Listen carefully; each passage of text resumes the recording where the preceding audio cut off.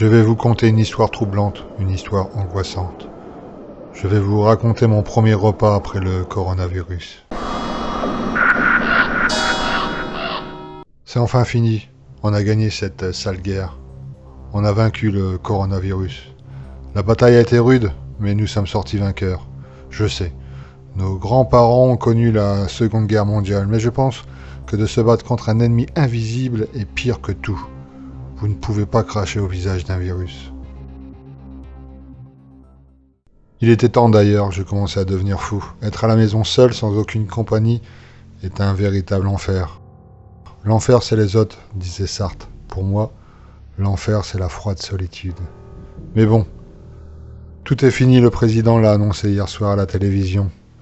On a vaincu cet ennemi invisible, a-t-il dit. Le prix a été élevé, j'espère que tout le monde en tirera la leçon qui lui conviendra et qu'on changera nos mauvaises habitudes. Pour ma part, j'ai décidé d'être plus attentif aux autres, d'être plus serviable et plus gentil. Fini seulement boulot, métro, dodo. Je vais m'ouvrir aux autres au quotidien. Aujourd'hui, je vais pouvoir sortir à l'extérieur en homme libre et me balader au fil de mes envies. Fini les attestations, les masques et les distances obligatoires. J'ouvre la porte de mon appartement. Mon voisin de palier n'est toujours pas rentré. Il a fui Paris au premier signe de la contamination. À cette heure matinale, les rues de Paris sont encore désertes. Ce soir, cependant, tout le monde sera sur les Champs-Élysées. On fera la fête toute la nuit. On va danser et rire comme des fous.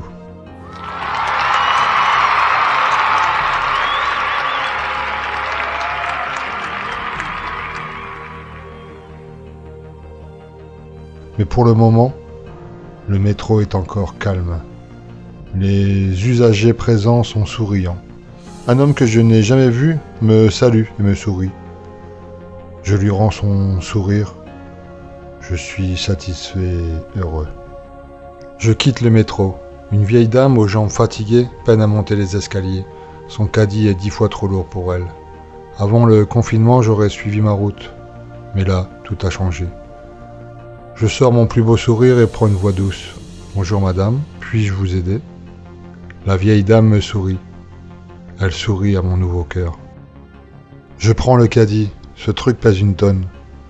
Les gens pressés râlent, je suis lent et je gêne. La vieille dame est déjà en haut. Elle m'encourage. J'arrive. J'arrive enfin à la dernière marche. Je redonne le caddie à la vieille. Je suis essoufflé, j'ai du mal à reprendre mon souffle. Le visage de mamie, lui, est enchanté. Elle me remercie amplement et me conseille tout de même d'arrêter de fumer. J'allais reprendre ma route quand la vieille me prit le bras. Son geste m'étonna, mais le nouveau moi se laissa faire. « Mon garçon, me dit mamie, vous me faites penser à mon mari quand il avait votre âge. Vous savez qu'il était aussi beau que vous ? Excusez ma familiarité, mais mon mari me manque terriblement. » La larme qui coule sur la joue droite de la vieille me brise le cœur. Je lui tends mon bras, elle le saisit. Nous faisons quelques pas ensemble. Moi qui voulais juste me balader dans Paris au gré du vent et regarder le sourire des filles, me voici au marché, suspendu au bras de Mamie Caddy. Nous longeons les étalages de vêtements. Mamie ne semble pas intéressée. Elle presse le pas. Nous arrivons aux fruits. La vieille est déçue. Les étalages sont encore vides. Il ne reste que des cerises sans queue et des fraises vertes. Nous quittons ce désert et allons au comptoir des légumes. Mamie est ravie. Elle remplit le caddie. Et maintenant, je suppose que nous allons prendre de la viande, dis-je. La vieille me fait signe de la tête que non. Elle me dit qu'elle a déjà la viande.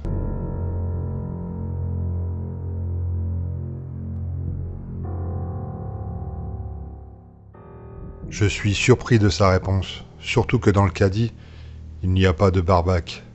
Elle me propose de boire un verre au café du marché. Je dis oui par obligation. Le bar tabac du quartier a rouvert ses portes. Le patron est heureux comme un vicaire. Il va enfin pouvoir payer ses obligations. Oui, pendant le confinement, tout s'est arrêté. sauf les factures. Mamie Caddy a choisi la table près des toilettes. À son âge, c'est la place idéale. Elle commande un petit café cognac, moi, juste un espresso. La vieille me parle de son mari, André. Il est décédé il y a peu du coronavirus.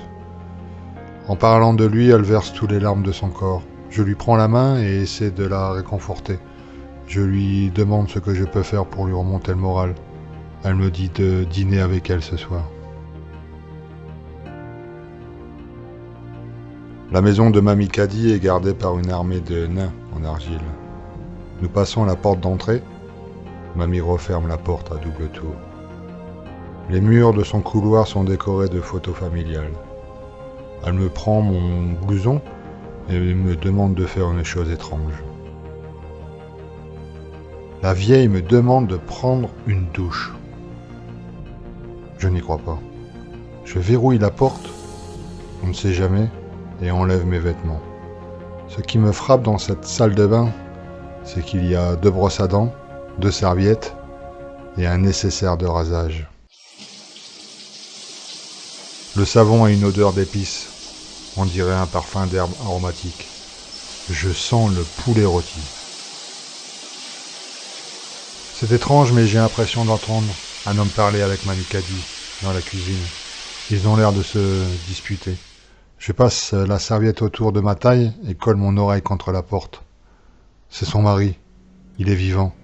Il attend son repas. Mamie lui demande de patienter. La viande trempe toujours dans l'eau.